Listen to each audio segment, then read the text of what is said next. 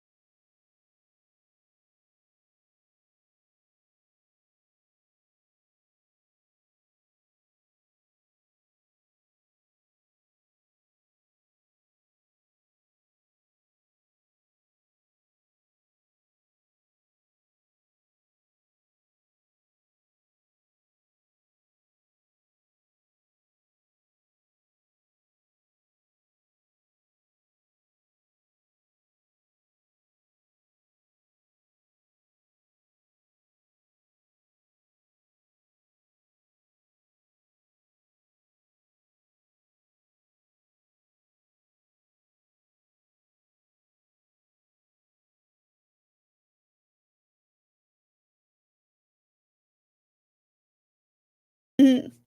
Hey, there y'all go. There I go. Heard you looking for me. There I go. There I go. There I go. So as I was saying, it's a little hard. I know it's a little hard for Quincy. Regardless, they want to bring up what he said about his father on the Breakfast Club and this, that, and the third, and wooty wooty woo. That was his father's wife. Regardless as to how he feels, Manipulation is manipulation. So, I mean, that's something that people could put down in the chat. Do you actually think that Diddy's son was manipulated through that, throughout this whole thing? Tell me what you think in the chat. I mean, if he was living with a man for so long, and some grown-ups don't have the wherewithal to say, okay, I'm dating this woman, but this is this woman's child. I'm not going to say anything bad about this man. I'll let him make his own decisions. And in the backdrop, you got parents that want to protect the child. So the child is only hearing one story and they're hearing it from a parent that is not even theirs. So, in some way, people take advantage. Guess I got to say allegedly.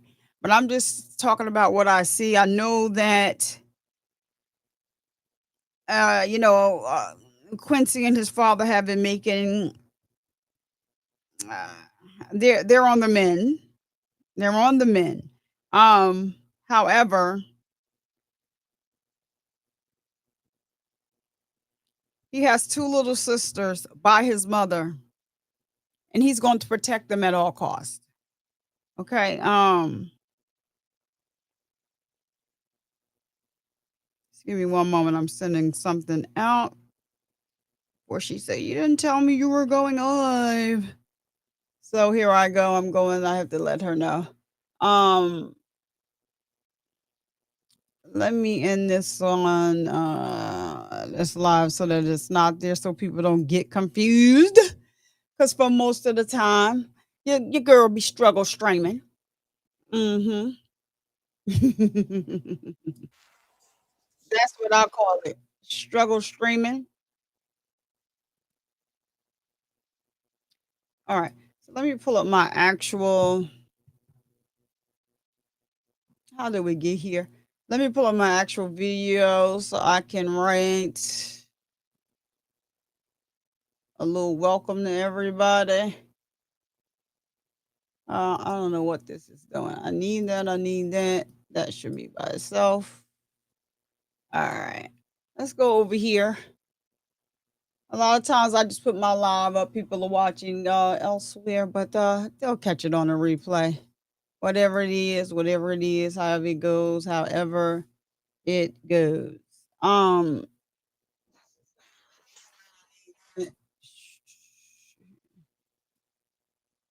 all right. Let's see. Hey, Just Valencia, thank you so much for stopping by. If you have to just slide on through, because I know you like to slide by and show love, please hit the like button. And I thank you for being here. We're going to talk about today. We're talking about. Give me one moment. Let me just start this. I like to start a poll really, really fast, even though people don't. People say stuff. People troll me. I don't care. I don't get into that. Did you smash? You get smashed a like or dislike. Other people, not you, just Valencia. Other people troll me. um, and I don't care about that because I don't get into that. That's not what I'm here for. Um,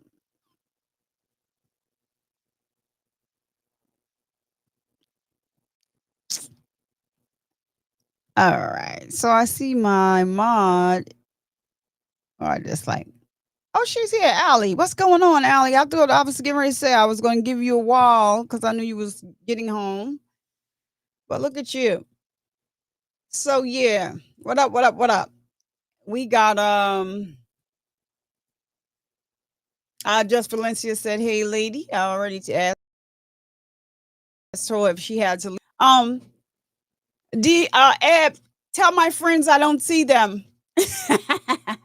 So my daughter's friends are now my friend. She's mad. I don't care. She's mad. All right. So today's story. Let's get into it. So we're going backwards, right? We're going to talk about this. So in 2002, two. I hope that oops lost connection didn't really lose connection. Allie would definitely send me an email, a text message if it did.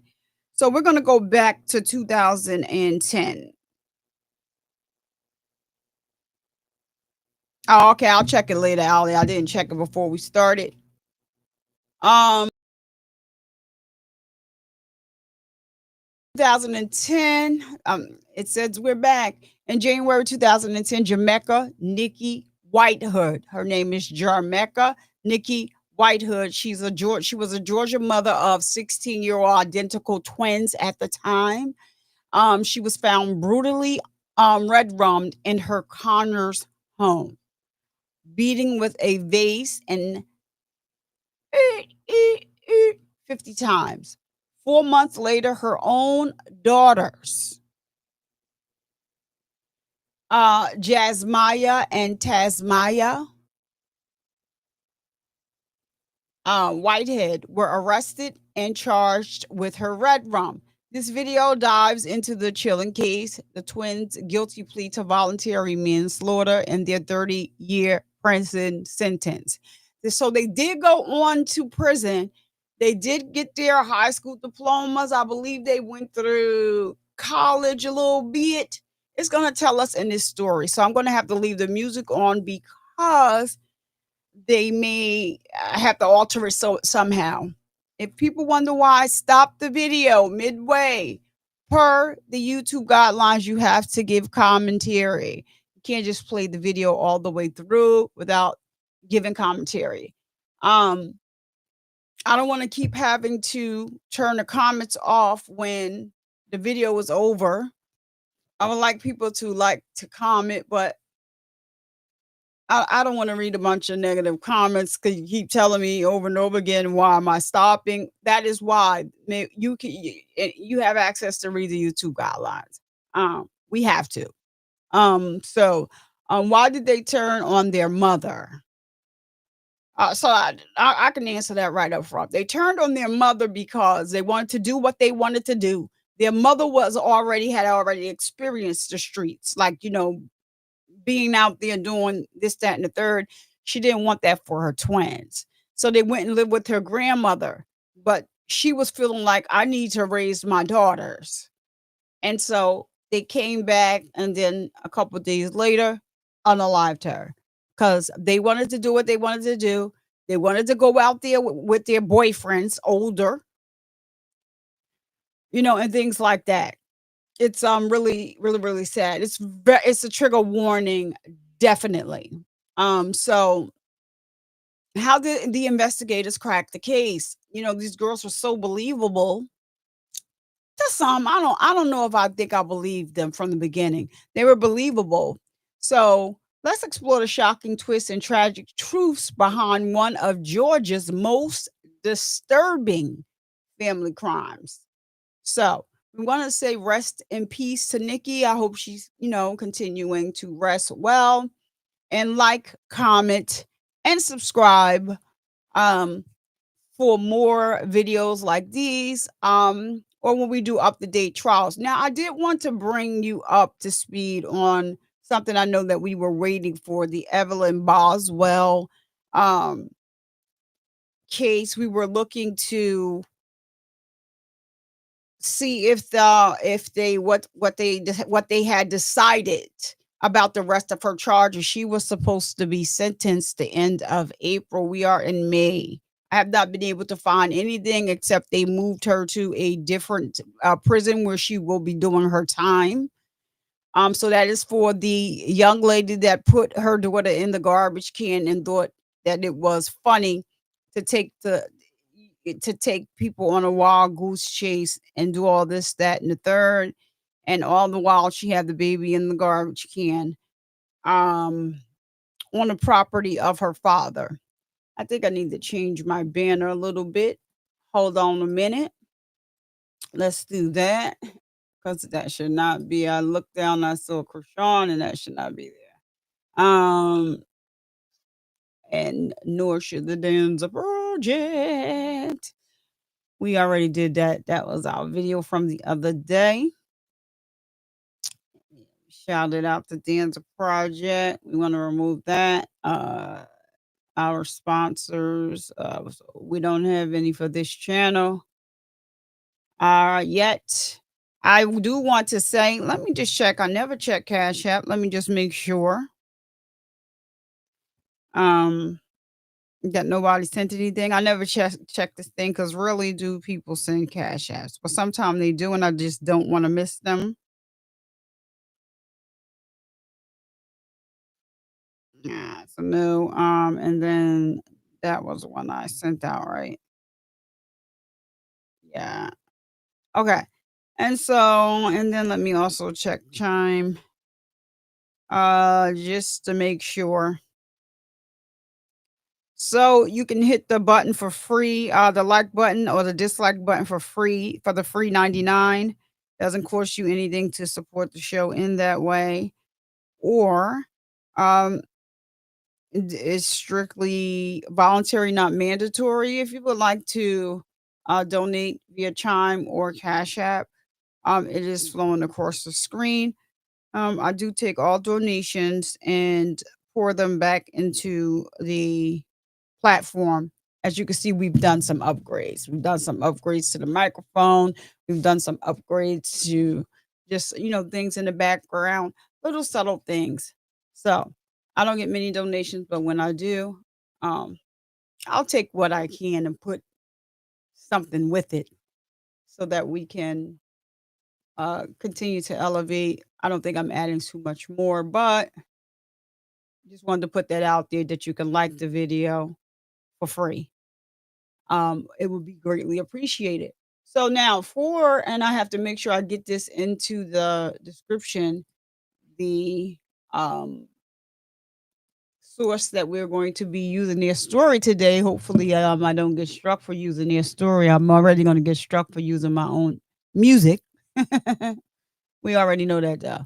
So, um, we're going to be using criminal justice as crime and justice. We're going to be using a video. They put like a whole series together, and we'll stop from time to time and talk about it.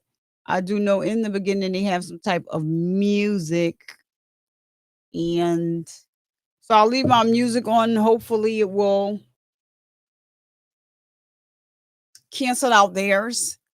There is definitely a trigger warning. Do we have that running across alley? I think I do have it in the run across. But before we start the video, I'm going to be playing a video from our sponsors from time to time. So shout out to our sponsors, Immin Essentials. Um, Shout out to Restream, which I'm a partner of Restream. Shout out to them as well. But just give me a moment, and we're going to take a look at our. We're going to play a video from our sponsors. So stand by. And now a word from our sponsor. Survivor Speaks extends heartfelt gratitude to Emin Essentials for their generous sponsorship.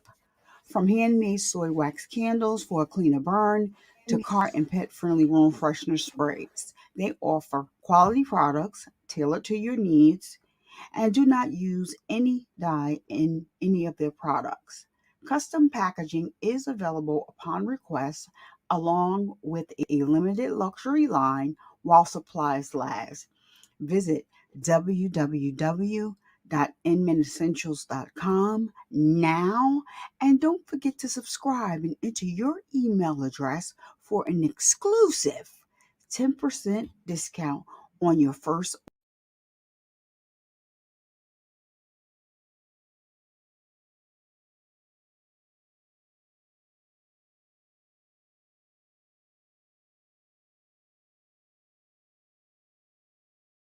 So head on over to Inman Essentials and enter in the code Inman10 and you'll get 10% off of your first order. All right. So let's go on over here and see if we can bring this over and let's take a look at this. This is such a sad story. Beautiful woman, children, beautiful, but not so much in the head, because I don't know what was going on with them. Like, what would make them unalive their mother in the way that they did. But they decided to, and they're paying for it. They're still incarcerated, and so I think they are where they need to be.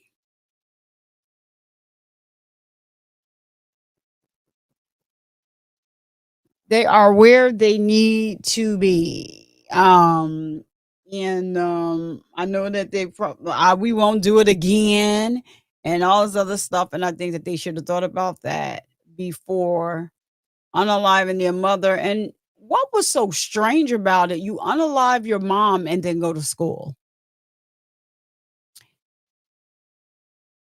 Woo! That's a little crazy. So without further ado, let's go on and see what it do.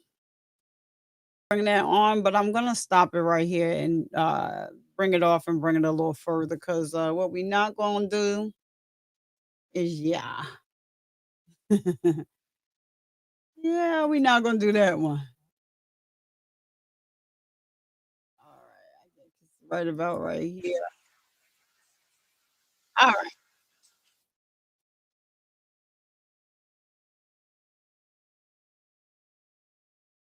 all right.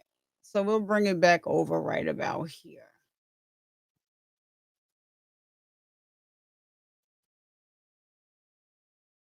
Y'all, wow, Allie, thank you so much. So they stopped the video. Let me go in and see what they said while they stopped the video. I was just ready to stop and do some commentary, but gosh, always, they are always bothering me. I am so unproblematic.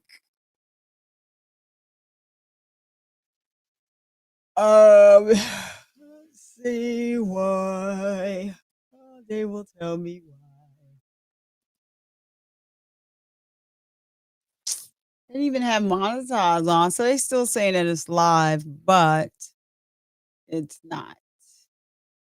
So hold on a minute. What is the one thing? Oh, red rum. I didn't even see that one. But all right. Um, in the description, I know it was something in the description about one thing. So they're not really saying anything about why. They stopped the video. Ali, can you still hear me and see me here? It was just due to a policy, um, whatever they said, regulation. But then I don't see. They are when I tell you they are forever bothering me for one thing on the for my own music or whatever. Normally they give you a reason why. So they told me why, but um normally they go further in depth.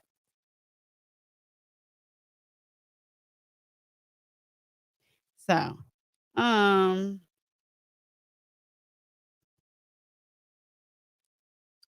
I know in the description I had the word and I know it can't be for that, but they still have it here like it's live.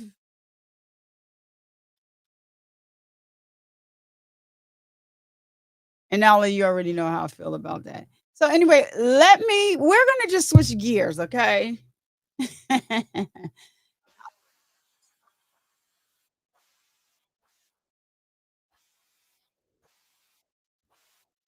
I see that it's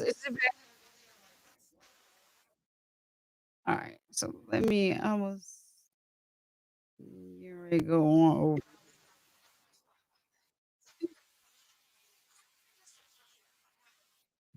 Let me take a look at what you sent me to see if I can get it up here.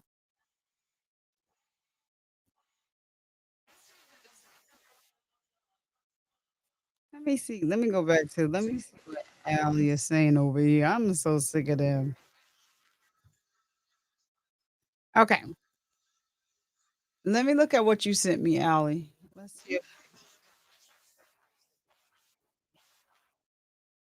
Mhm. Okay.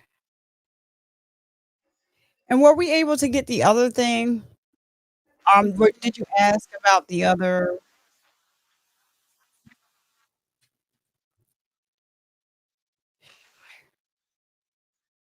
Okay, I got it.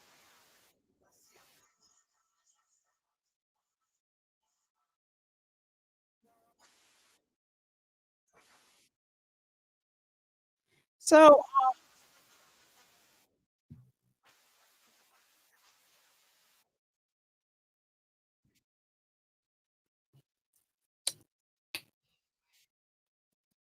mm,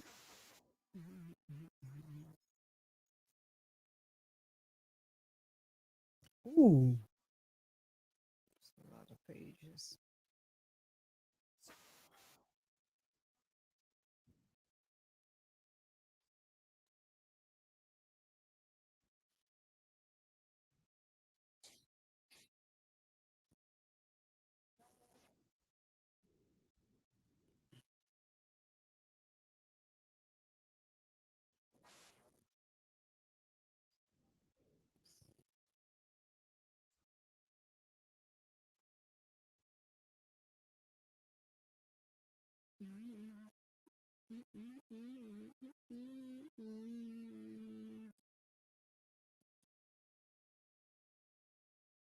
Allie, check your message. I just sent you a message. Please, ma'am.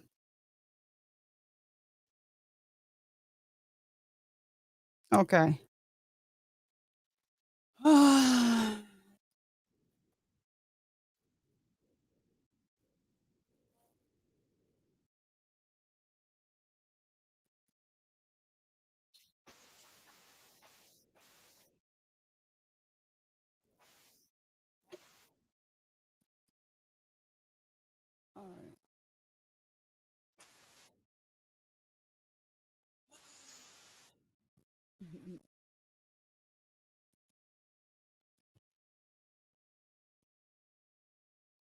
We're gonna just switch gears because I'm not even gonna try it again, being that it's up. Let's see if it opens right up. This is from today. So this is the actual court documents from Tory Lanez, and once again, they say he's breathing on his own.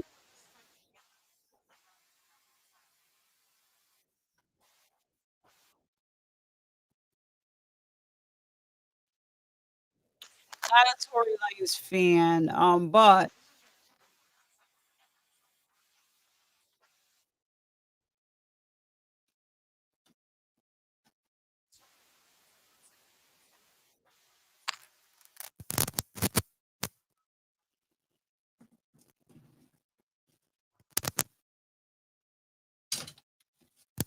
yeah, that just always.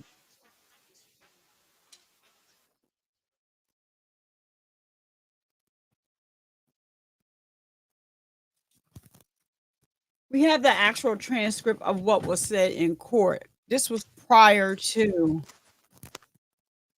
um him being, almost unalive. So we're gonna just read some of it, and I'll probably come back and read the rest of it. Because once I have an issue with YouTube, it always just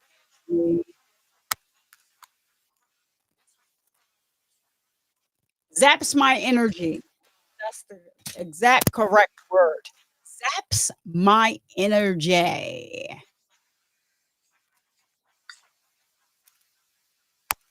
don't like the way this is. Why do I need to hear this?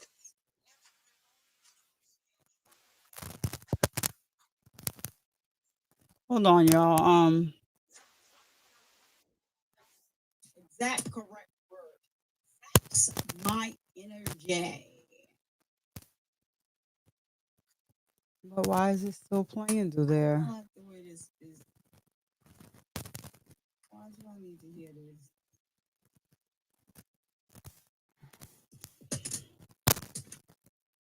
Hold on, y'all.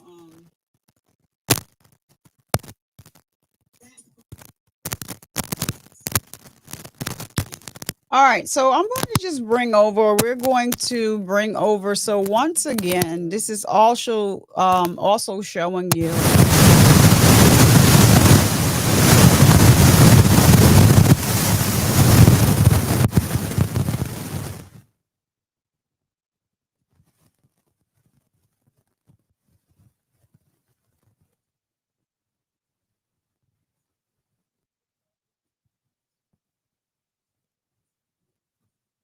I think this is just telling me to just get off live today. I don't know what's going on. If I have too many additional issues, I am going to just log off. So I'm not sure.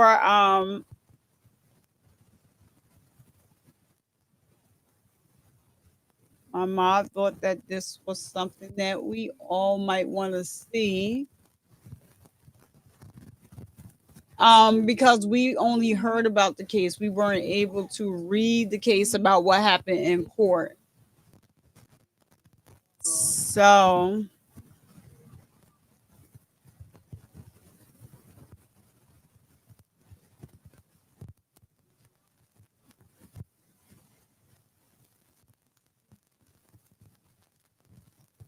okay, so where is it? Oh, there it is. Okay.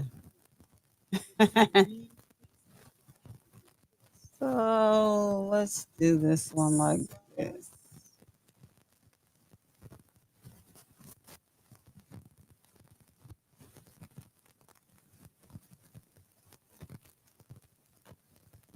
All right, because and this also clears up something like straight from the jump. Um the case, it was the people of the state of California. That means the people of the state of California, meaning the courthouse, meaning the legal system, meaning the prosecution, meaning all those all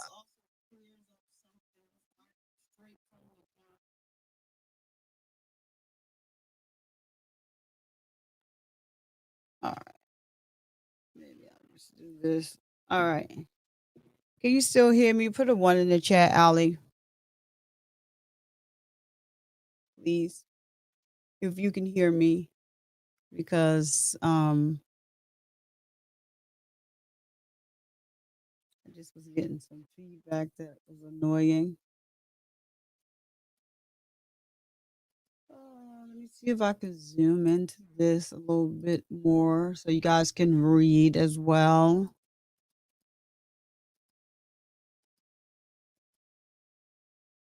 I think that'll be yeah. So it's the people of the state of California versus Daystar Peterson. Thank you, Ali. Thank you, Just Valencia. We're just gonna go right back over to that because why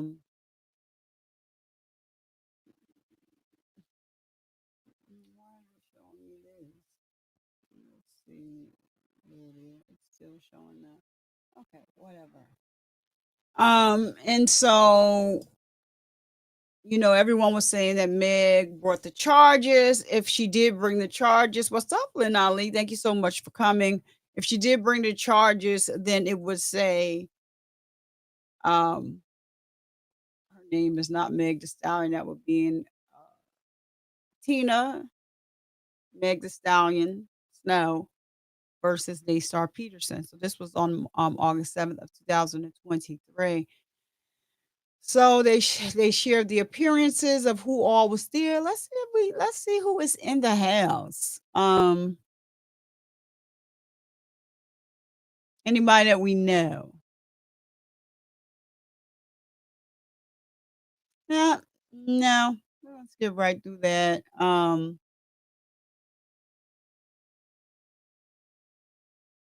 Jose Baez. Oh yes, yes, yes, yes. Did I see him up top saying because he was a representative? There he is, Mr. Jose Baez. He is the one person that I do know.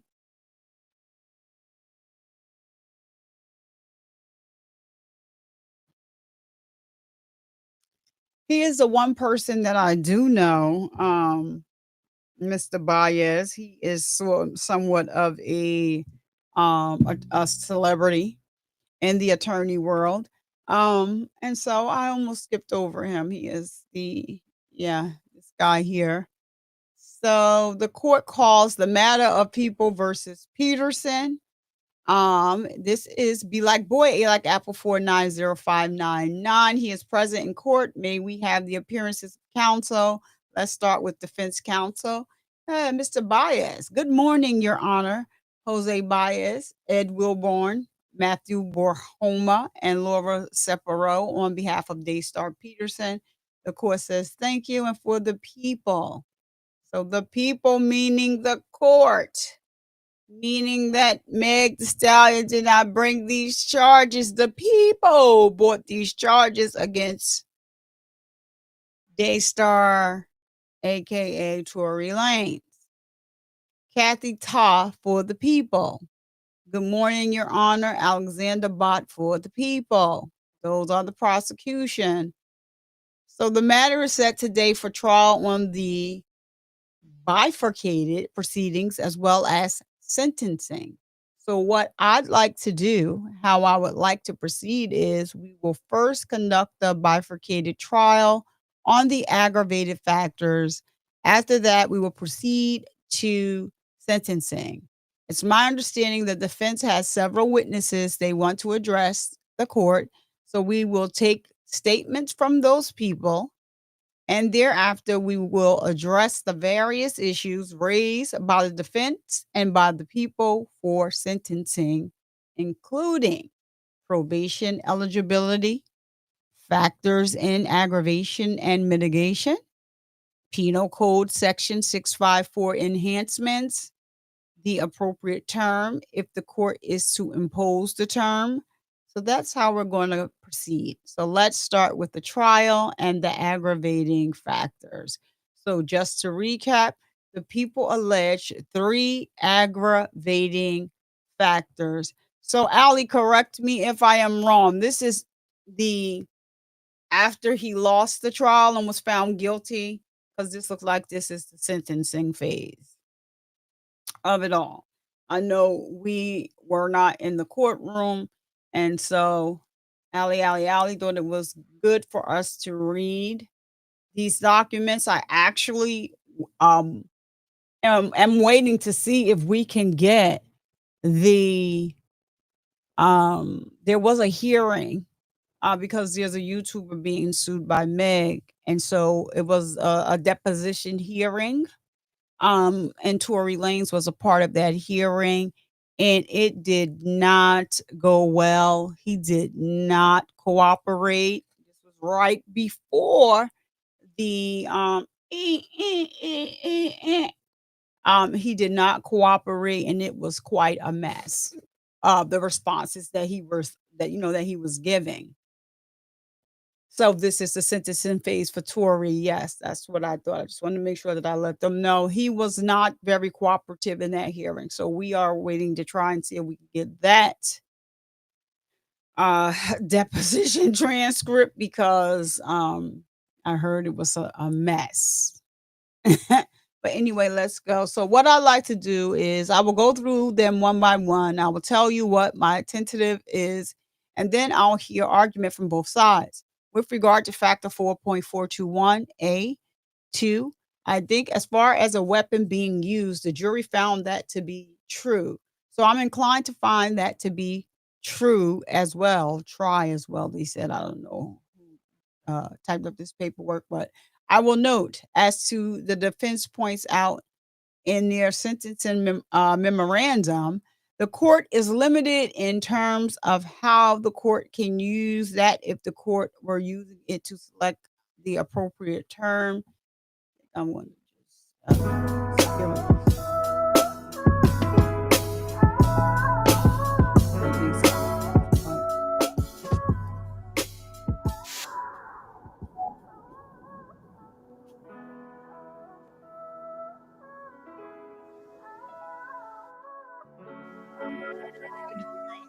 Yeah. So, yeah, I think I did.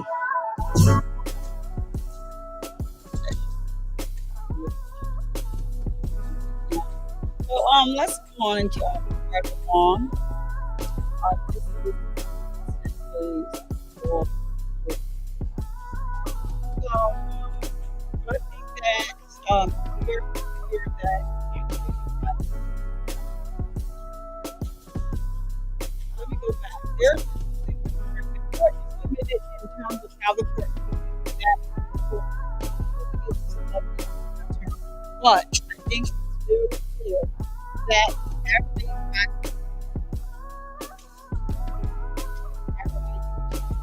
wars were still proven.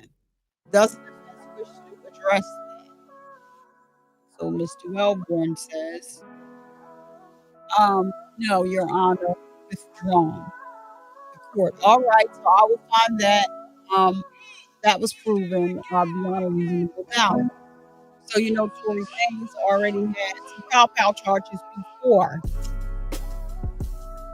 Oh, okay, it's hard to hear me. It's like I'm like, see if I do this. Just, is that a little better?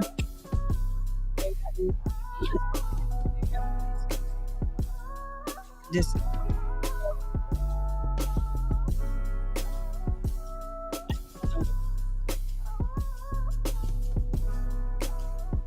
is that one. All right.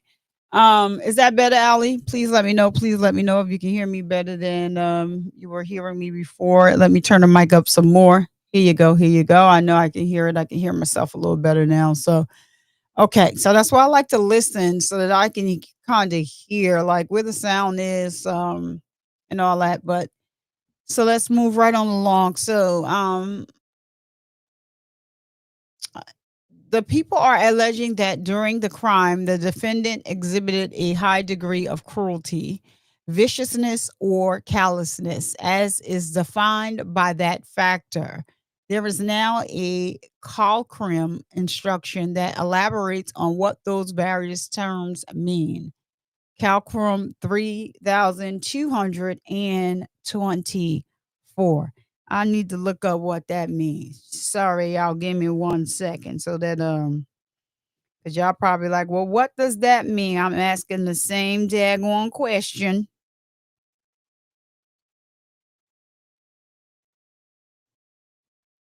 Oh, okay, okay, okay. That's those are awesome. We're also trying to get those. Lord, my daughter talking about the laundry. Hold on, y'all.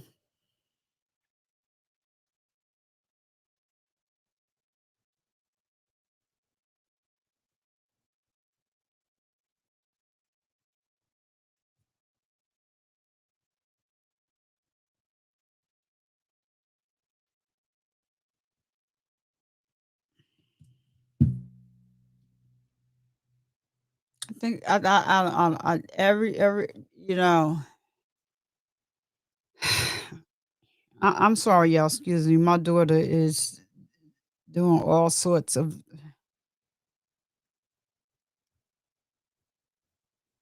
Um, I'm not understanding. If you get off the phone while you're trying to do stuff, you will be fine. Um,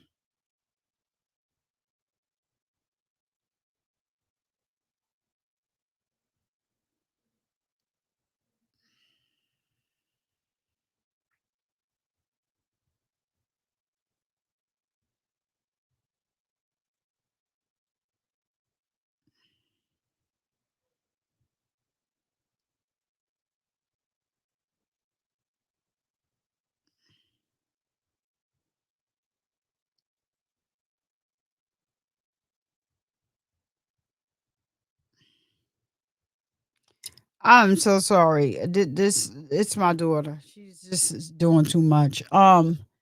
So what was I looking up? Calcrim 33324 because I'm interested in knowing what in the heck that means.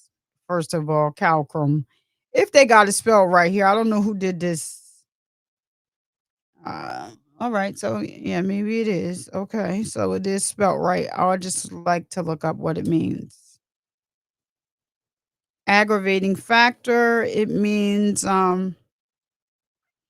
aggravating factor, great violence, great bodily harm, or a high degree of cruelty, viciousness, or callousness. Exactly what they told us it was. I guess they just explained, gave the legal term at the end. So, in order for the people to establish this, there has to be a level of cruelty or callousness distinctly worse than what was necessary to commit the crime. Y'all, I'm just reading. That I didn't write this.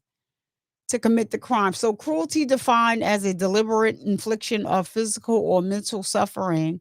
Callousness defined as lack of sympathy for the suffering of or the harm to the victim. Viciousness being dangerously aggressive or marked by violence or ferocity. Now, the people in their sentencing memorandum did not provide any authority, but relied essentially on the recitation of facts to argue that this factor had been proven. The defense cited two cases: the Neville case in 1985, 167, blah, blah, blah, blah, blah, as well as Collins, 1981, 123, blah, blah, blah, blah, blah. And what the defense is arguing from those cases is that, first of all, not every firearm offense involves cruelty, viciousness, and callousness. And secondly, that in most of those cases where these factors are upheld, there is something much more, including mutilation, prolonged attacks, things of that nature, and that the actions have to transcend that which is merely inherent in the crime itself. So, my initial conclusion is that I think while there may be some elements of callousness, I don't know that the people have proven a high degree that is necessary to sustain this factor in aggravation. So I'm inclined to find that that has not been proven. The people wish to be heard. Mr. Bott, yes, Your Honor. All right. It's the people's position, based on the testimony solicited at the jury trial, that this crime involved cruelty, viciousness, and callousness. As the court recalls, before the defendant shot the victim, pow pow the victim, in this case, he yelled out to her, "Dance, biatch!" That's what he said. That's what they say he said. "Dance, biatch!" All right. The victim turned around and saw the defendant pointing a loaded 9 millimeter semi-automatic pow pow at her, at which point he fired not one, not two, but 5 rounds directly at the victim, emptying the entire magazine. As a result, the victim sustained uh, pow pow wounds to both her feet. She had to have surgery under general anesthesia to remove fragments from her left foot and her right foot. She talked about her state of mind at that time, feeling alone and scared. It took her several months to recover from those injuries. She has permanent scarring that will be with her for the rest of her life, physical scars, and she certainly has emotional scars that will be with her for the rest of her life as well. I agree. She had to undergo physical therapy to fully recover. And she testified at trial that she feels persistent pain as a result of the attack. Once again, we are working on getting the court documents of her testimony. And the reason why we are waiting for court documents is because we're not going to say anything about Miss Pete. I know I had called her Tina Snow, excuse me. Miss Megan Pete, without it being documented. Once it is on a public court document, I can read it. But anything other than that, she's not playing. She's out here suing the folks. But I would love, love, love to hear or read her testimony when she was on the stand. What was asked and what her responses were. Just to let you know, I love, love, love Megan the Stallion over here, so it's nothing malicious going on. We're just reading, going back and reading we thought it was going to be exciting to read the stuff for ourselves. So here we are. I was going to do it on a different day. We started out watching something totally different, and YouTube didn't like that. So I don't got time to argue. I'm tired. So the jury found that the injury sustained by the victim was greater than minor or moderate, but with respect to the viciousness element that we must prove with respect to the circumstances and aggravation, the facts of this case show that this was a vicious act. Yelling out dance, biatch, is a derogatory phrase directed at a vulnerable victim. She was walking away unarmed 4:30 in the morning in a foreign territory. She didn't know where she was. This is not an area that she is familiar with. She was barefoot. She was wearing just her swimsuit. She had been drinking. So to have that expletive, isn't it explicit? Isn't it explicitive? Maybe I'm wrong, directed towards her really shows the vicious nature of the defendant, who was armed with the hand pow pow after nothing more than a verbal argument about artistry that occurred in the car. And highlighting the viciousness is the fact that he unloaded the entire magazine. It wasn't one shot to make a point in the air, it was 5 shots with the barrel of the gun pointed at Megan. Megan testified to that. And Kelsey said that in her September statement to the people, because we all know that her friend Kelsey got to court and was like, F Meg. And his trial. And the prosecutors, I don't remember nothing. I don't even remember my name. Who is Kelsey? Um,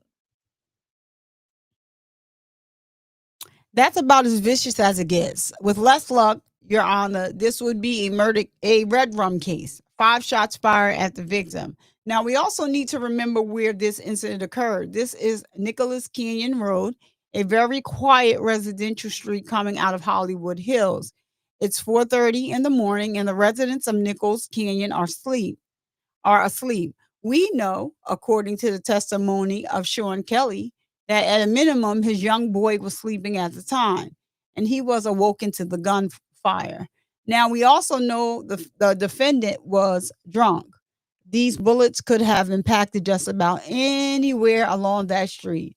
Many innocent lives were put at risk by the viciousness and callousness of the defendant's acts. He displayed a complete lack of regard for human life and the well being of the victim and the residents in Nicholas Canyon. So, now what just popped up in my head? I don't know how y'all feel about what I'm about to say, but if you are here and you are watching, chime down in the comments below. And now it makes sense. He wasn't just sentenced for Meg. Y'all gotta realize what area he was in. He woke up someone's child in that area. If it was just about Meg, he probably wouldn't have got all that time. So the time that he got. So not only was the conduct such that it actually in fact produced great bodily injury, but it was such that it was also vicious, callous, and exhibited a high degree of cruelty. Thank you, Your Honor. The court. All right. Well, again, I think in reviewing the case where it's been upheld that these factors have been established, almost every one of those cases really involves conduct that is far more egregious. Most of what you say, I agree with in terms of the description of the offense, but that's the offense itself. And in order to establish this, I think the people have to establish something much more than the underlying facts of the crime itself. Because again, the term that is used is a high degree. So, based upon all that, I will find that that has not been proven beyond a reasonable doubt. Now, with regard to the last factor in aggravation, 4.421A3, which is now codified in Calcrum 3226, the people allege that the victim was particularly vulnerable, and that's within the definition of California Rule of Court 4.421A3. Particularly vulnerable includes being defenseless, unguarded, unprotected, or otherwise susceptible to the defendant's criminal act to a special or unusual degree. In determining whether someone was particularly vulnerable, you have to consider all of the circumstances surrounding the commission of the crime, including the characteristics of the victim and the manner and setting in which the crime was committed. And it is not enough for the victim to be in the wrong place at the wrong time. Now, there's a case I found, People versus Esquivel. Esquivel? Esquivel, is that Spaniel? Esquivel. I'm not sure if either one of you cited that. 2008, 166, blah, blah, blah, blah, blah, blah. It's involving an individual firing into a park that was crowded with people. And where the court found that was, those victims were particularly vulnerable. The defense argues that the court should focus on the victim's inherent characteristics. In other words, in a lot of these types of cases, you have a victim who is either young or small in stature. Is he trying to call Torey Lanez short? um, or elderly, or somehow or another limited, which you don't have in this case. Oh, so Tory Lanez, I guess he's meaning Meg. Meg is tall, so it's not. I guess he's talking about it would be Meg. The point. Well, she's not the plaintiff. The state of California is, but they talking about Meg, and she's not short. But Tory is definitely, he's a little smaller. He's shorter, in stature. So, but I think if you look at the definitions, that's just one part of it. You have to look at the circumstances. The people argue that the circumstances include the victim being clad in a bathing suit with her back turned, being unarmed at that time and having no idea that this would happen, being in an unfamiliar area. And some of the things you just mentioned, Mr. Bott, with respect to it being dark and it being early in the morning with nowhere to escape to. So my tentative ruling on that is, I think the people have established, based to all those factors that I just mentioned, that the victim was particularly vulnerable. So does someone on the defense want to address that? Mr. Wellborn. Thank you, Your Honor. And I agree with the court about the initial part of our brief, speaking on her not being particularly vulnerable in the sense of physically. So because she's tall, she's not vulnerable. I'm confused about that one myself. Because that's what they're saying basically. But what we're talking about is the area of where she is. I think one thing that the court did not bring up is the fact that she knew all of these individuals, but she did not. I don't know how many times she had been over the Kardashians' house or in that area over there. I don't know where she lives, how familiar she is with the area. But anywho, she knew the people, yes. The area, I'm not too sure about. And there had clearly been an argument, something in the vehicle earlier on that evening that led to this. I don't disagree that it was somewhat of a remote area and her back was turned. However, also I think the conduct after the fact, where she's back in the car, taken back with them again, knowing all of the individuals. That also plays into the vulnerability and shows that there is a lack of vulnerability in the situation. And I think the relationship between them is something that the court should rely upon as well. And I don't believe the people have proven that the court does anyone proven that the court. Does anyone from the people want to address that, Mr. Bott? Yes.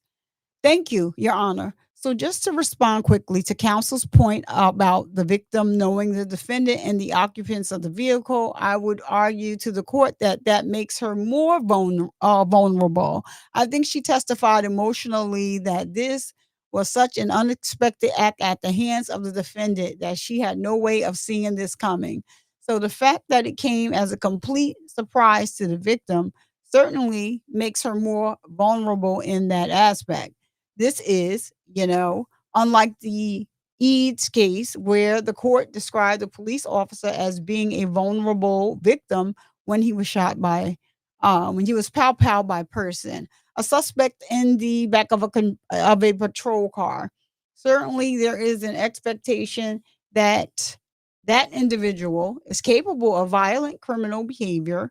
Nevertheless, the court found the police officer to be vulnerable because he didn't see it coming. It was to his back. Just like the victim in our case, he was unaware that the defendant possessed a weapon. Just like the victim in our case, he was unable to protect himself from the defendant's actions, just like the victim in our case. So, really, Your Honor, our victim is substantially more vulnerable than the victim in Eads. And the court also brings up the Esquivel case, which illuminates this is an issue as well. I think both of those cases clearly support the court's intuitive ruling that Megan Pete was absolutely a vulnerable victim. Thank you.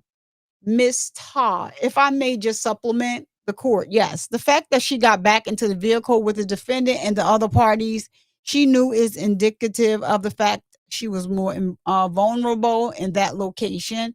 She had nowhere to turn. She doesn't know where she's at. She doesn't have a cell phone at her disposal. Everything she had, essentially, after she'd been pow-powed, was she had to rely on these people, particularly the defendant who had pow-powed her. So going back into the vehicle, given what had just occurred, suggests that she was actually vulnerable at the time it occurred. The court, all right. As I indicated, I will adopt my tentative. I think that people have proven beyond a reasonable doubt that the victim was vulnerable within the meaning of that ruling of the court. So I will find that that aggravating factor has been proven. Now we will now turn to the sentencing portion of the case. So I will just indicate the court has read and considered the probation report that was prepared on January 12th of last year. The People's Sentencing Memorandum, which was filed on June 6th of this year, along with two exhibits submitted with that memorandum. They appear to be Instagram posts from April 21st and April 25th of this year. I have reviewed all of that. In addition, I reviewed the defense statement in mitigation that was filed on August 1st, along with the various exhibits attached to that sentencing memorandum, including a report by Dr. Garabian. I think that's how you pronounce his name, Mr. Wellborn. That's right, Your Honor. The court, Dr. Garabin, as well as his CV. I've also reviewed. There was 76 letters of recommendation that were submitted. I reviewed every one of those, and I'm going to put those on the record in a moment. And I reviewed all of the pleadings and testimony in the case. So before we hear from your witnesses, I'm just going to go through the people. The letters that I read, just so the record's clear of what I have considered, and this may take away few minutes. So just bear with us. I reviewed, from the following people: Raina Chazane, who is Mr. Peterson's son's mother, who in a letter about how Mr. Peterson reacted to the death of the passing of his mother. And she talked about his qualities as a father. I had a handwritten note from his son Kai. I had a letter from Nancy Lagur Altenor, his child's maternal grandmother, who also talked about his qualities as a father. In her opinion, she states that he has undergone a transformation since this incident. Yep, he tried to use his child as a prop. From Abigail Silva, a close friend, and she said that Mr. Peterson is her son's godfather, and she talked about how he is like a father to her own son. I read a letter from Omar Bain, a painter and sculptor, who talked about his situation where he was feeling suicidal, and Mr. Peterson took an interest in his art and encouraged him, and in his opinion, saved his life.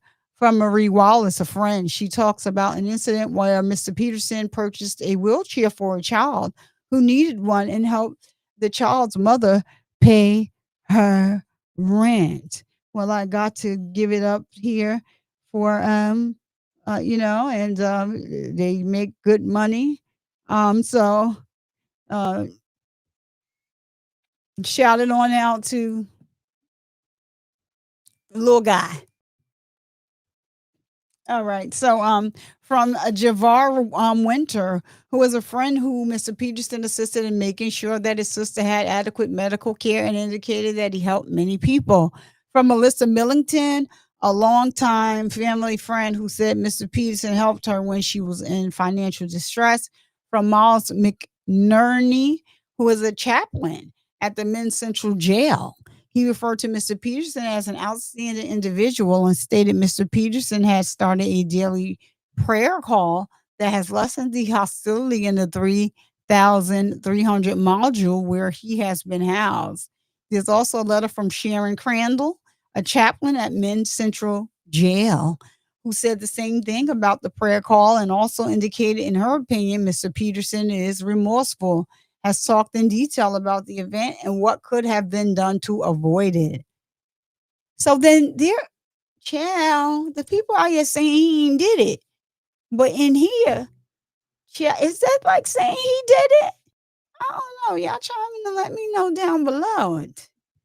Lord, either you did it or you did not. See, that's why you gotta just keep the story straight and move on forward.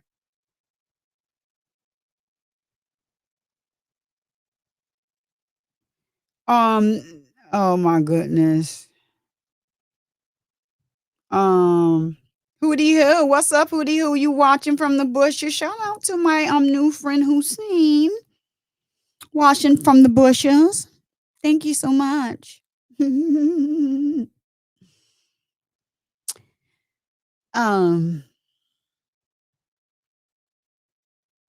I'm writing you back now, child.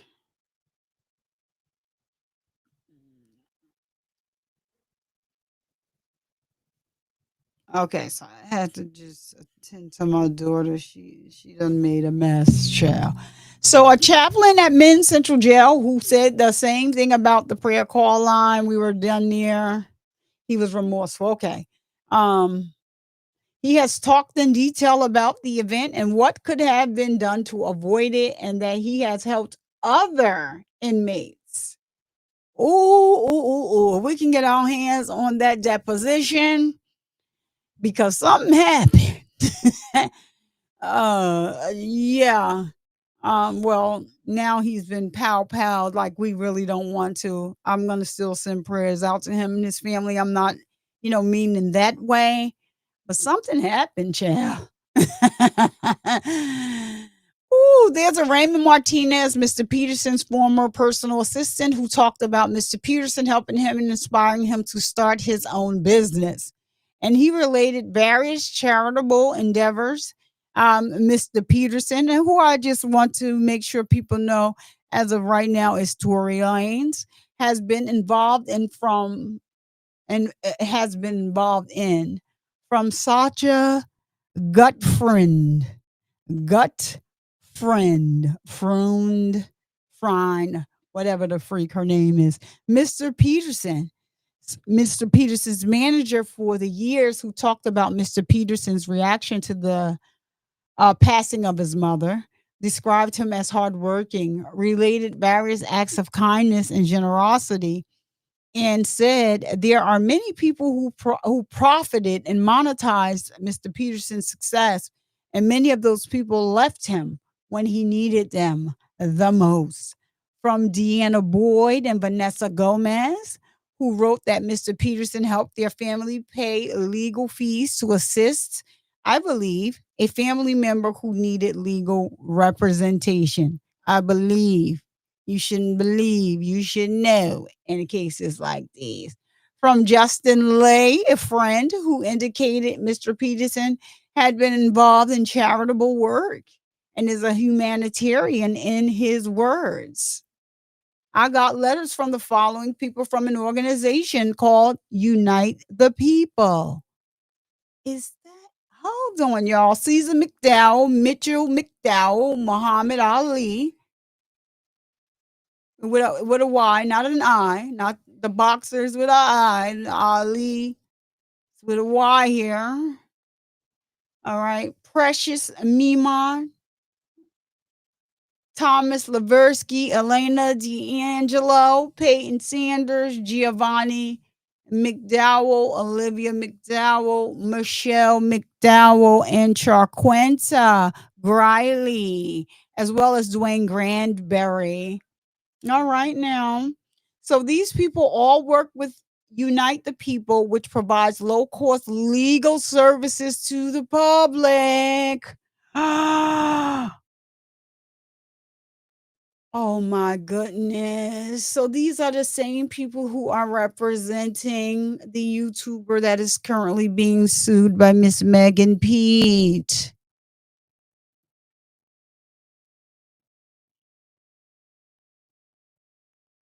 My head hurts. For supposedly, allegedly, it's in court documents for allegedly going on a dragging campaign, dragging Miss Pete up and down these streets, these YouTube streets, to making a deep fake video of her having relations. Revenge corn, if you will. Corn, that's corn with the C, corn on the cob.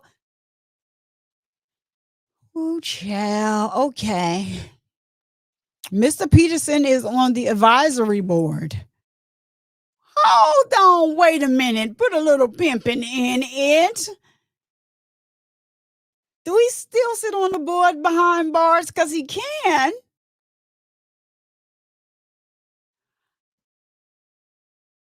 I'm gonna have to dig into their board now because that's very public. So and all of these people documented his work with the charity, including donating more than $100,000. So I see that they've spent that for her legal fees so far, plus the alleged $3,000 that she got from so his son Star's father's name is Daystar. Allegedly, they tracked down the money, and it was $3,000.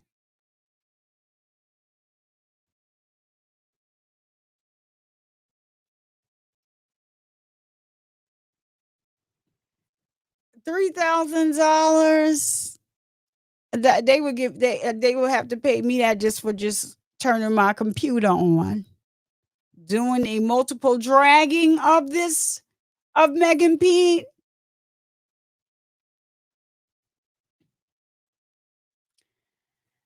Okay. They described him as involved, pleasant, kind, and humble. There's a Dr. George Tabby. He's a doctor and a business partner who founded a business with Mr. Peterson that's designed to provide easy and affordable access to healthcare. I love that. I love that. And if that's what he did, I love that for him. See, I'm fair. I'm not just because, oh, you know what? I don't really care for him. I don't like him. That da, da, da, da, da. I'm not. That's not me. That's not the type of person that I am. I do, big up people and praise them when praises is due. And if he did something like this, especially when it comes to healthcare, I'll take my hat off to him, my wig, if you will. He indicated that Mr. Peterson has demonstrated resilience, motivation to bring resources to the community. There's an Elise Robin, a representative of an organization called Diamonds on the Rise. She said that Mr. Peterson is a founding member and a driving force behind that organization, which helps the less fortunate in the city of Baltimore. That Mr. Peterson is donated in excess and $50,000 to that organization. Shout out to Mr. Peterson for that. She described him as a compassionate, approachable, and humble. I don't Let me read that again because that was that me organization has a period after it. She describes him as okay, so she's right. She described him as it was me, compassionate, approachable, and humble. Okay. So there's a Pharaoh. We're gonna call him Pharaoh Clark from the United America Outreach Executive Director, which is another food, Housing, another nonprofit that helps the community through providing food, housing, and clothing. Shout out to Torey Lanez for that. I'll give credit where credit is due.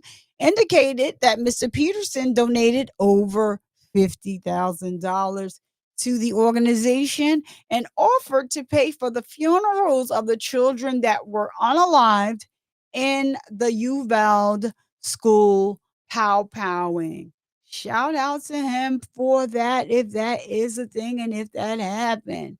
So there's a Ronnie Wilson from a Star Foundation. Star. All right. An organization that combats bullying.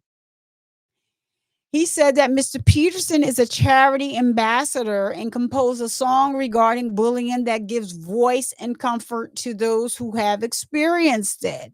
There's a Weldon Angelos. He's a president of the Mission Green Weldon Project, a nonprofit that advocates for civil injustice reform.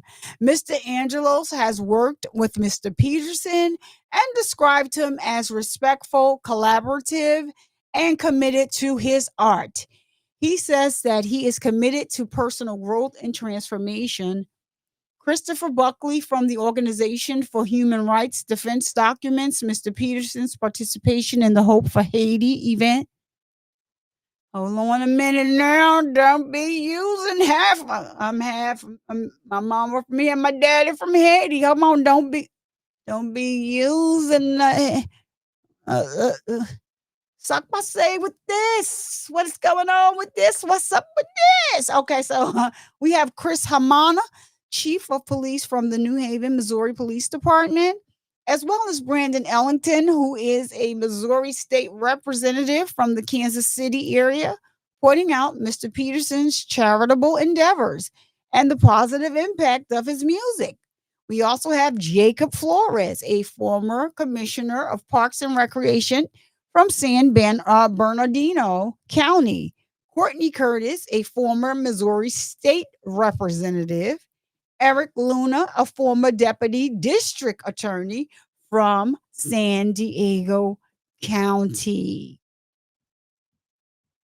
All right. And Carl Kazan, a former police officer from the city of Torrance, who said the same things. Now, Torrance is in California. Is it in Allie, correct me if am I wrong? Is Torrance in Canada, right? Isn't Torrance in Canada?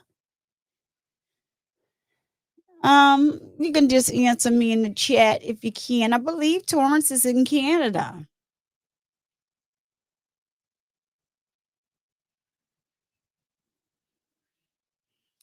Just let me know in the chat if Torrance is in Canada. I believe that it is. That's where you're going back to when they release him. So there's a pastor, Robert Gushway from Kingdom Gate Church in Toronto. I know that Toronto. Oh, I'm thinking of Toronto. So here we are. Toronto is right under this. So this is Canada. So Torrance may be in California. Torrance, California. Now I'm gonna have to look it up, y'all. I'm sorry. Let's see. I believe Torrance is in California, so Toronto is in Canada. Torrance, California. Yeah. So, okay, Allie, thank you. There's a pastor, Robert Gushway from Kingdom Gate Church in Toronto, who has known Mr. Peterson and his family his entire life. Described him as compassionate and loving and asked if he can be sentenced to community service. There's Anthony Greer from a Covenant of Glory and Grace Worship Center in Birmingham, Alabama, who has known Mr. Peterson for a long time and describes him as exceptionally repentant and asked if he could be sentenced to community service. See, this is all of this stuff where he's, we got all of these conversations going on different social platforms. He didn't do it, but he's talking to these people, right? And this is why you got to be careful, because these are his references, but he's telling them that I'm remorseful for what I did.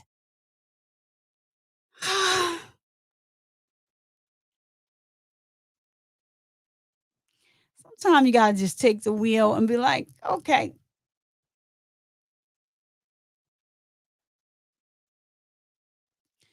So there's a Reverend Gary Hibbert from the Faith is Our Victory Now Ministries in Toronto. He has known Mr. Peterson his whole life. He believes that he has had time to reflect. From Senna Toshton, former tour and road manager, now video producer, indicating that Mr. Peterson gave them a job as a manager and introduced him to other successful video producers. There's a Tyrone Muhammad, executive director of ex-cons for community and social change in Chicago, a family friend.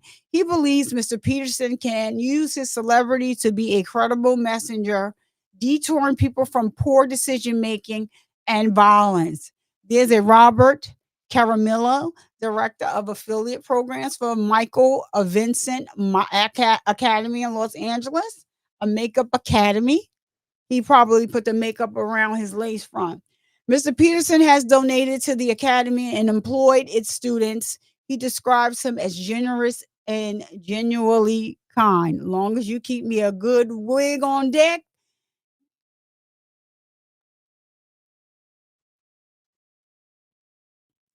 There's a Nicoletta ex IFIA Mr. Peterson's financial manager, who relates how Mr. Peterson cares for other people, describes him as a young man who genuinely found himself in the wrong place at the wrong moment.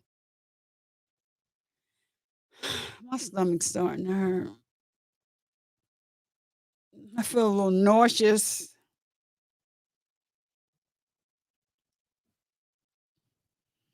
Jill Strata, a CEO of Strategy Group LLC, described his work ethic, talent, creativity, professionalism, charitable endeavors, and indicated she's never seen any propensity for violence. There's Iggy Azalea, a musician who indicated that she met Mr. Peterson in 2018, that he's a talented songwriter. He's helped others. And she is requesting a sentence that is transformational, not life destroying.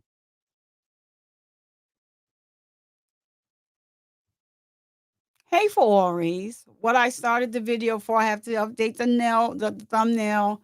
It's a long story. Now they done faded your girl to black, and so now we're reading over the Tory Lane sentencing that Ali brought us. But what we are really wanting to read, and then I'm hoping that we can get that soon, is the deposition that just happened. Was it this month or the end of last month? I want to say it was the end of last month. It could have been the first week in this month. It was the end of last month. And I want to read that directly from the deposition, cause I don't want I'm a Meg Stallion with the fan. I just don't have the knees anymore. I don't have the knees. I Meg the Stallion no knees. But I want to read directly from the deposition, even though she's not. They were deposing Tory Lanez. And some of the responses were crazy. Most of them was. They had to stop it. They threw him out, and then this week he gets eh, eh, I don't think it had it doesn't have anything to do with a case or anything like that. I'm pretty sure, but he was on a breathing machine. But now they said he's breathing on his own. Is that still the story, Ali? Let me know. Okay, thank you so much. I'll talk to my daughter. She's not in the chat, but she's in a chat right above. I can see I got it up already. Thank you. Um, so he was breathing on his own, from what I heard earlier today. So from Kojo Osamoha, a music artist who observed Mr. Peterson help young artists, has described him as generous and asked the court to consider the impact of his absence on those who rely on him. This Troy Dabrowski began working with Mr. Peterson in 2016, describes him as a down to earth, approachable, inspired, and motivational. Describes him as down to earth, approachable, inspired, and motivational. Okay. So Mark John Jeffries, actor and producer who worked together with Mr. Peterson, described him as a calm, relaxed, respectful and respectable. Peterson described him as calm, relaxed, respectful, and respectable. Okay, so Dr. Craig Ziring, a specialist in hair restoration. I'm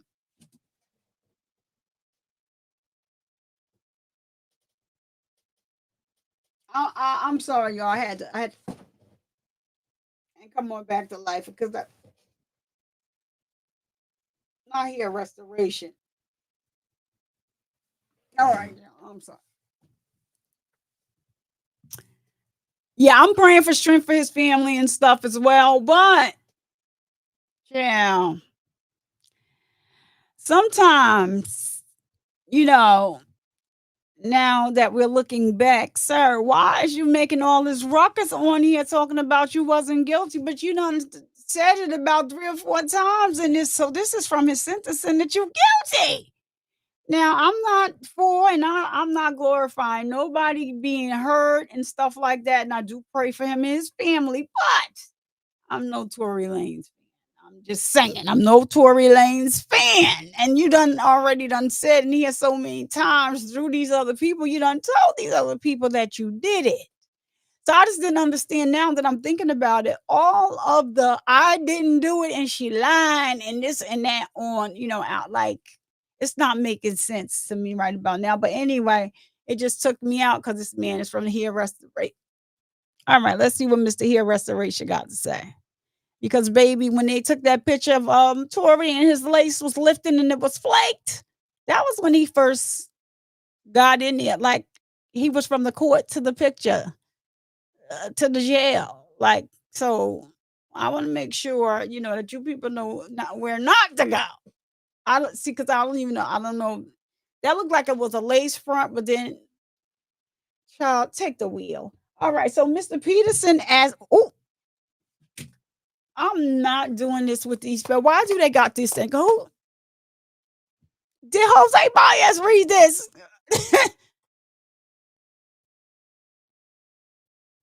So Mr. Peterson was a patient of his. He does hair restoration. We all know Mr. Peterson didn't have no hairline.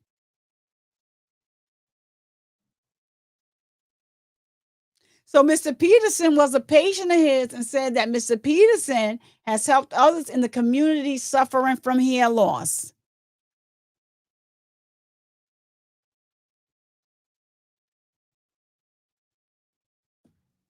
I hate when something makes my blink rate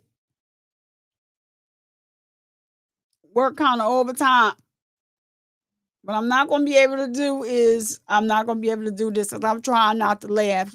Shout out to Mr. Peterson for the hairline situation that he was trying to restore his hair.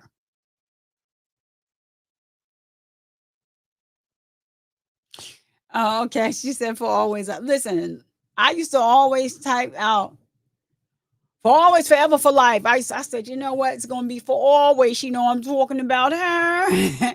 Unless you had a computer and you just hit the hat for the name pop up. But if you're on from the phone, it don't work like that. So, and I used to sit here and be like, y'all for always, forever, for life. Not for always. She know I'm talking about.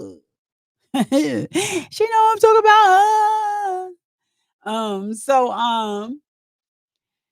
Mario Barrett, a recording artist, describes Mr. Peterson as being hardworking and driven. Carolyn Mason, who owned a travel touring company, has known him since 2016, described him as generous and states that his experience has humbled him.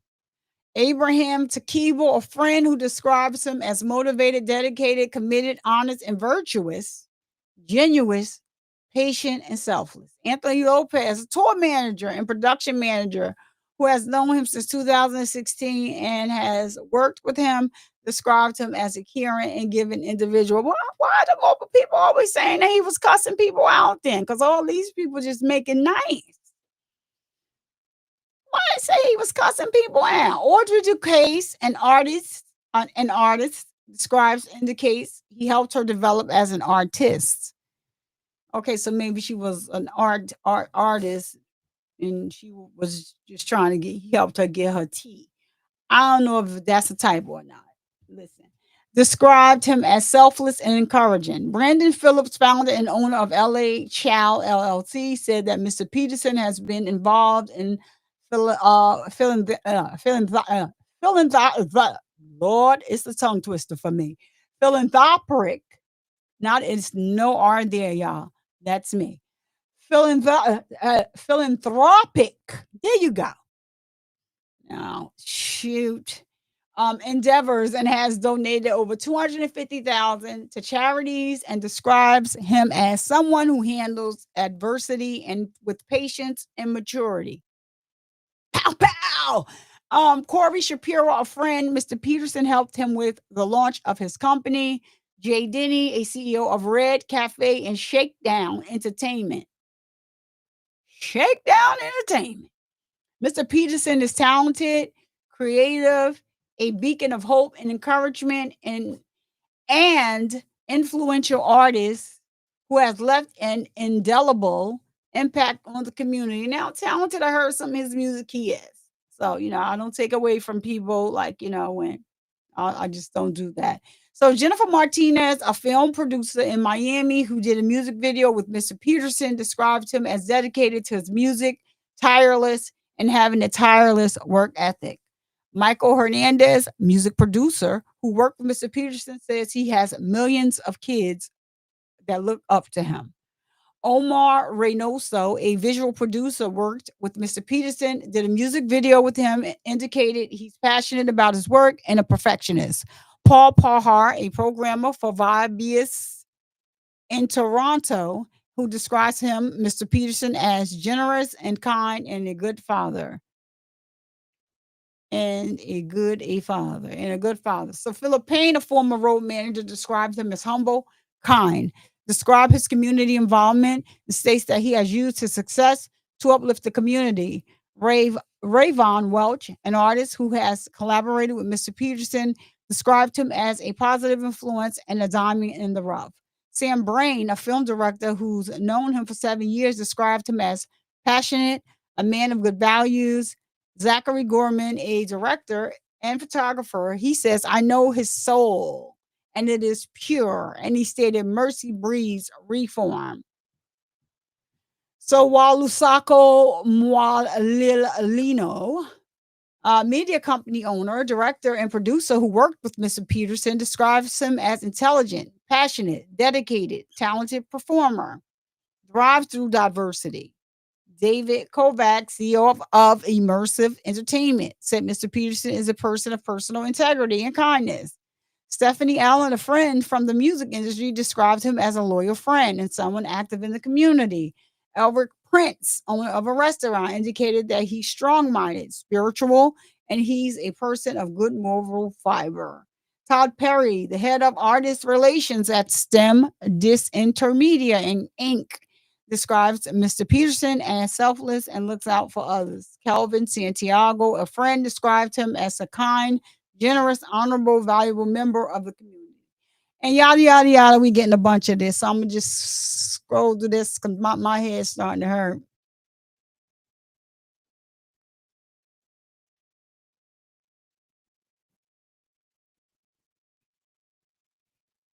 Okay, so we're going to read the one from Antonio Roberts. He's an acquaintance who said Mr. Peterson inspired him to go to college and pursue a music career. So I always like that. So I just wanted the record to be clear that I have read and considered all of those letters. Now you want to present some additional people to address the court, Mr. Wellborn. Yes, Your Honor. All right. Who would you like to call first? I like to call Miles McNerney. Is he in the courtroom? I believe so. I'm not reading that. I'm sorry, y'all. He was in jail. It's that K10 section of the jail. It's a pretty amazing sight to be able to see where Okay. So Miss Sapiro, Your Honor, may we do question and answer the court if you like examination? So she's somebody religious from the jail.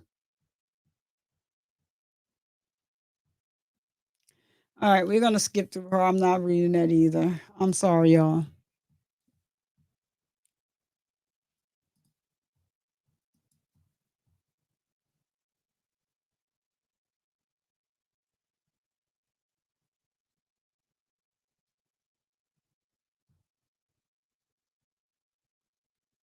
Oh, it came back to somebody else spoke. I wanted to see if his father spoke.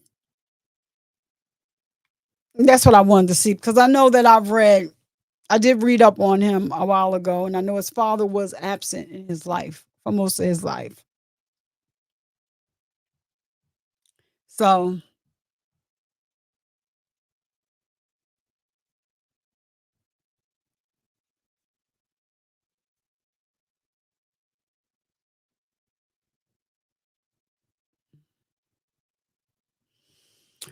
all right. So this is about somebody that was there and in isolation. So the court says, "All right, thank you, sir. And who would you like to call next?" He's calling all these people. We just read a bunch of accolades for Tory Lanez. This document is 245 pages long. I just saw that.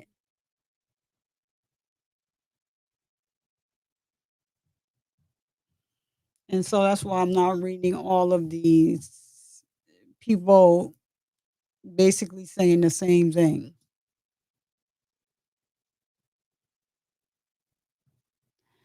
So he pays his own employees. He is a star. So, yeah.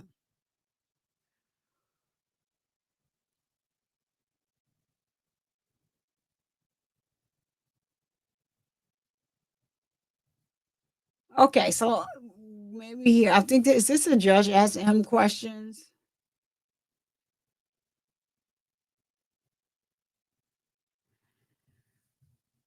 Who is Daystar? I'll ask you a tough question. Who is Daystar? Excuse me. I'm so sorry, y'all.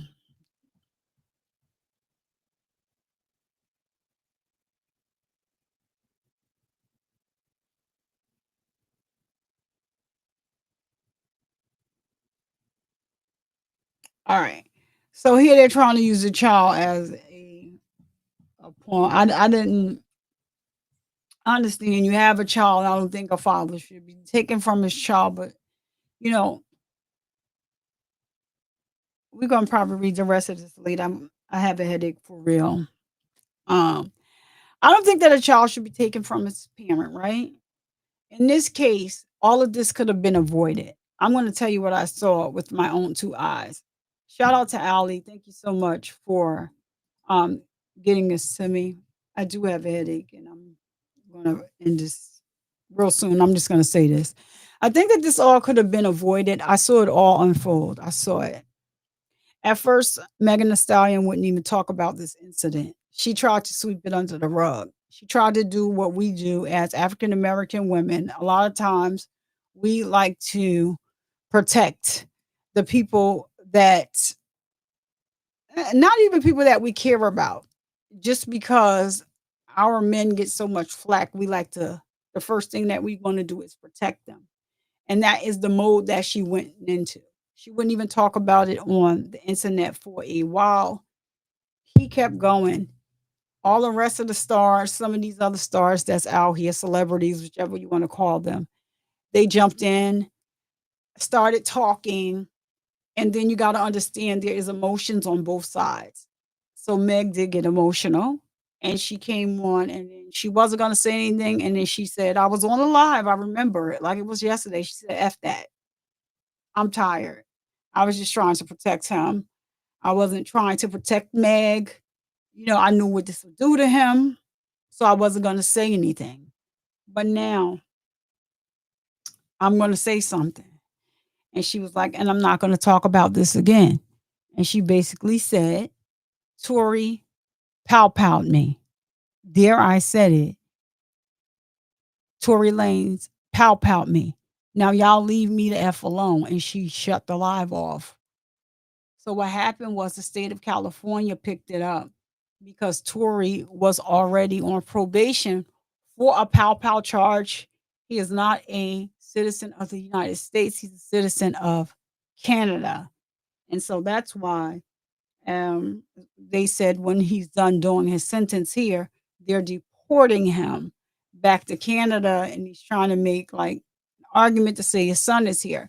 Now, what happened to him the other day? I don't wish that on anybody. Like I said, prayers go out to his family, and to him. And I hope that he does have a recovery. Just to read here briefly about what happens. I just have a brief synopsis of it, a very brief overview, so we can see how many times that he was stabbed. Let me get to Allie. She sent it to me. Shout out to Allie for that. Um, so Tori was 14 times, 7 times to his back, 4 times to his chest, twice to the back of his head, and once to his face. Both of his lungs had collapsed. He was on a breathing machine, but is now breathing on his own. That was the last time. Daystar is Torey Lanez. It's so crazy. Sunstar is his father. Yeah. Um Daystar's Tory Lanez, Sunstar's his father. So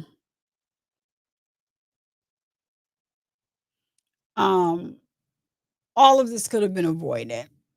All of this could have been avoided. It's just that it's so sad that sometimes, like, you know, in this rap game and beef and all this other underhanded stuff they do behind the scenes and stuff like that, it could have been so deaded.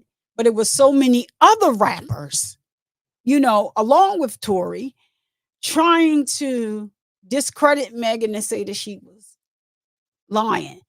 If I pull a pow pow out on you and I shoot it, and I don't shoot you directly, but when you shoot a gun, normally the case, that's why they have casings.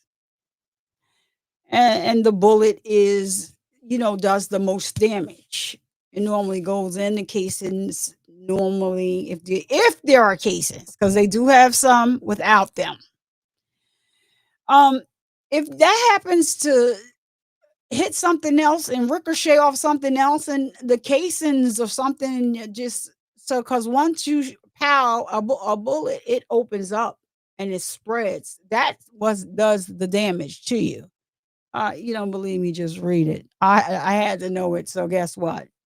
I still remember a little about what it is. So when you shoot it, it when it enters, like, it makes compact. Normally, it opens up like this, and then if it's a bullet with a casing, the casing ejects from the other side of the pow pow. Now, because you were shooting, if the casing happens to eject and hit somebody else in the eye, you are responsible for that. They're not going to put on paperwork that a casing hit you. No, it's going to be like you shot. You shot. So people need to educate themselves on that too. That's not what it's going to be. And sometimes you may get like just get like the bullet fragments. Fragments of a bullet is nothing but the bullet. Once it's being ejected, it is in that tip of the bullet, it is gunpowder. Gunpowder causes the bullet to explode. Does it make sense now? Causes it to explode. That's what does the damage. Gunpowder. You should know that gunpowder is hot. That's why you see, sometime you'll see if you ever seen a wound, you'll see like look something that looks like soot all around there and stuff. That when the bullet was released, it aimed here, and it's a powder. but there is bullet fragments because that's what it's made, and it's to do damage, and it can damage one. That's why it can damage one more than one area at a time because it explodes. And if there's a case and it ejects from the other side. But in the commission of you powing somebody and the casing show happens to fly, ricochet off something and hit you or hit somebody else, you got yourself a twofer. I'm just saying, some people just out here, you're just playing with this stuff. And it's really, really, really, it's really, really dangerous. And it's dangerous. Like every time I hear somebody in a case say, "Oh, no, I shot and he kept on shooting." No, every time you have to squeeze. Every time. The first time you squeeze, well, guns that I've shot, okay? And so I've 9 millimeter and a 40. You squeeze it. The first squeeze is hard. The second and third may not be that harder than the first, but you still have to squeeze it in order for it to. I've shot a revolver too. That's when I first started in corrections. They still were using revolvers too. I didn't like the revolvers giving me a 9, and then we changed to 40s. So, and then I have my own. So of course I, took it to the range. I used to have a pink Ruger, but it was a 9. Um, and we got an we got cousins now too, legally, Smith and Wesson. So when I say they do all of this, in other sectors and stuff like that, all this doxing, I don't want you to meet my cousins, but I live, besides, my little family, I got some cousins that came and never left. Smith, their name is Smith and Wesson. So yeah. This could have all been avoided. It is so crazy. And to now even be going into another trial over something that makes no sense at all. We can report as YouTubers on what we like. But for me, I love to have a good video as evidence or something in writing as evidence. You never want to go like just going after somebody just because you want to, and especially not get caught being paid by that person. It's not going to bid well for you. And then when you got somebody on the other end that's just tired of the internet bullying her, tired of people picking with her, she's not going to stop regardless to how much money you have. And so, I mean, that is that. So don't do that one. Like Ali said, please smash the like button. It is for the free. Shout out to our sponsor of the show, Imminent Essentials. Let's see if it'll play all the way through this time. Hold on. Shout out to the sponsor. You might want to get you And some. now Who a knows? word from our sponsor. Survivor Speaks extends heartfelt gratitude to Emin Essentials for their generous sponsorship. Yeah, From I don't need handmade to soy wax say, candles I'm for a not cleaner sure you're. burn to car and pet friendly room freshener sprays, they offer quality products tailored to your needs and do not use any dye in any of their products. Custom packaging is available upon request, along with a limited luxury line while supplies last.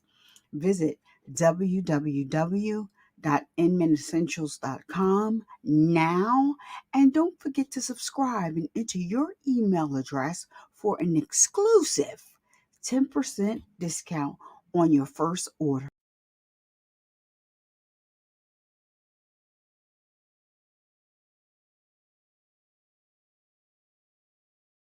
I took myself off the screen. I don't know if y'all heard it or not. I mean, it's just, you want to get in new equipment, you want to upgrade, but then upgrading is just like, are you kidding me? What is going on? Oh, that might have been my fault, right? Again, let me see if that was my fault. No, it's not my fault. It was on. Anywho, um, So I'm going to end the show as I always end it. And just, if you're out drinking with someone, just, try to stay level headed. And, especially when, something is in the background about, I don't know what the full story is. So I'm not even going to mention it. I don't need them coming from my channel. I don't make money like that. I ain't got time to be giving nobody no money. I'm just going to read what is, on court documents. I can't, can't sue me for that. Sue the judge, sue the stenographer, and all those people. But no, I'm not trying to, especially when it comes to this. So I'm going to end the show the way I always end the show, and telling you to make sure you get those mammograms, fill on your boobies, to make sure that you are all right. And I skipped over my men. I got to go back and let the men know that men get breast cancer too because of the stigma surrounding the word breast. We have changed the word to pec and or chest cancer over here on the Survivor Nation channel. So we're going to continue to break the stigma and bring awareness that men get breast cancer too. And to all my ladies, make sure you're getting your mammograms, filling on your boobies to make sure that you are all right. All right. Shout out to everybody that was in the chat today that rocked out with me. I love you all. I do. Special shout out to Allie, who holds me down forever and for always. I appreciate you so much. And you guys continue to send those prayers up to Allie for her daughter. She's doing much better than she was before. And looking forward to coming home. And as I said, she will always have, my battery just is exhausted. I'm not going to change it all. I'm about to get out of here. So she will always have the chance to come on my platform and talk to you and tell you if she feels like, the things that she has been enduring over the last months and finally nearing the end. Appreciate you so much, Allie. And I appreciate all of y'all for just coming over here and rocking out with me. And just make sure you hit that like button or the dislike button. It can be any other button. Just hit the button. Hit the button. I may have to get that. Hit the button. Just hit the button. It just shows that you're engaged in the video, y'all. And I'll see y'all in the next video or live stream next time. Peace.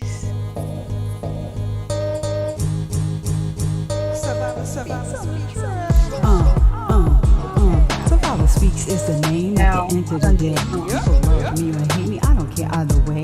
Breast cancer busted through like a leaf in the night. A cancer's ass was knocked out before the end of the fight. A champion coming through, knocking everything out. This is hard if you see, I do nothing for clout. Just like cancer, I'll let nothing take me out. So be respectful when you step foot inside of my house. Hold it clear to have your ass escorted on out. So hop up out the bushes, wipe your feet, take a seat, and get comfortable and chill with your girl.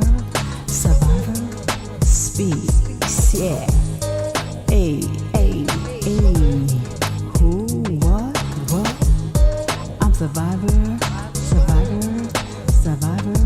Speaks. What time is it? What time is it? It's time for you to hit that like and subscribe button and turn on that notification bell so you get a notification each and every time that I go live. Yeah.